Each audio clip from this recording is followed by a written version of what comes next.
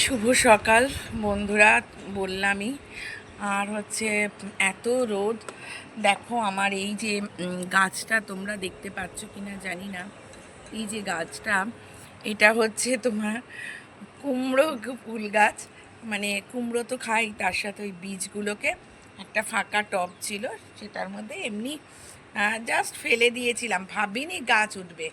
কিন্তু গাছটাকে বাঁচিয়ে রাখতে পারছি না গরমের জন্য।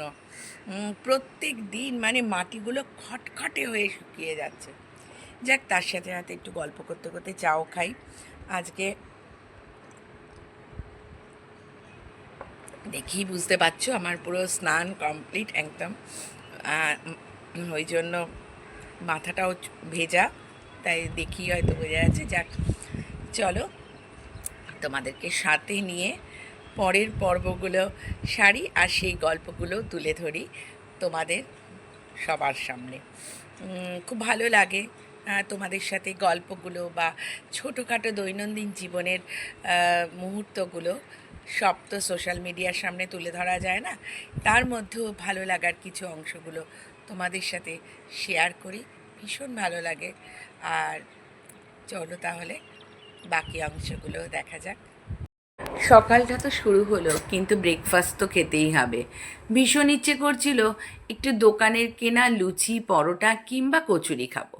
তাই ছেলেকে একটু আবদার করেই বললাম, চল বাবা, আজকে আমরা রাধাবল্লভী খাবো। অমনি বলা আর কাজ হয়ে গেছে। ছেলেও নিয়ে চলে এলো, যেহেতু ও সেদিন বাড়িতে ছিল, নিয়ে চলে এলো রাধাবল্লভী। ভীষণ ভালো খেতে আমাদের এই রাধাবল্লভীগুলো। এই মিষ্টি যে এখান থেকে এনেছে, সেই মিষ্টির দোকানের মিষ্টি এবং রাধাবল্লভী।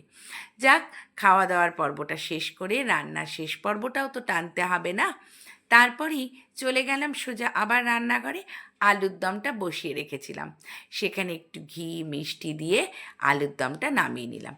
রেগুলারের মশলা দিয়েই আলুর দমটা করেছি, কারণ দিনটা ছিল মঙ্গলবার। আর এটা আমার একটা তোলা ভিডিওই ছিল, তাই তোমাদের সাথে শেয়ার করলাম।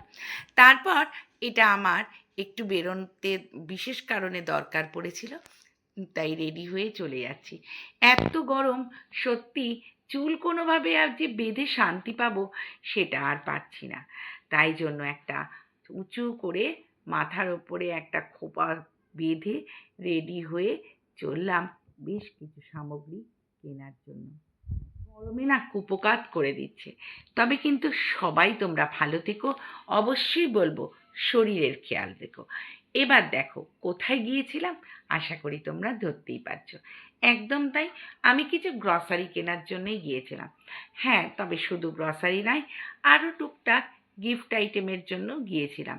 আমার মাঝে মাঝে বেশ ভালোই লাগে দু চারটে শোপিস কিনতে। তার সাথে ক্রকারির কিছু জিনিস কিনতে আমি খুব ভালোবাসি।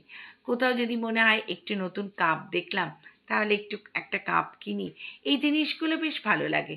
মাঝে সাঝে নিজের চায়ের কাপটাকে যদি একটু চেঞ্জ করো না, মনটা কিন্তু বেশ ভালো হয়ে যাবে সকালবেলা। একদিন করে আমার কথাটা শুনে করেই দেখো, বেশ একটা নতুন কাপে করে চা খেও, মন্দ হবে না। আর সঙ্গে যদি থাকে তোমাদের প্রিয় মানুষটি। যাক, অনেক গল্প করলাম, তার সাথে সাথে ঘুরে ঘুরে যে জিনিসগুলো কিনছি সেগুলোও তোমাদের সাথে কিন্তু শেয়ার করছি। এখানে একটু বেশ মনের মতন টুকটাক জিনিসগুলো পেয়েও গেলাম। যেমন একটা নুন রাখার পট কিনলাম, তার সাথে সাথে একটু আদা ডাস্ট কিনলাম। আদা ডাস্টটা না আমি একটু রাখি,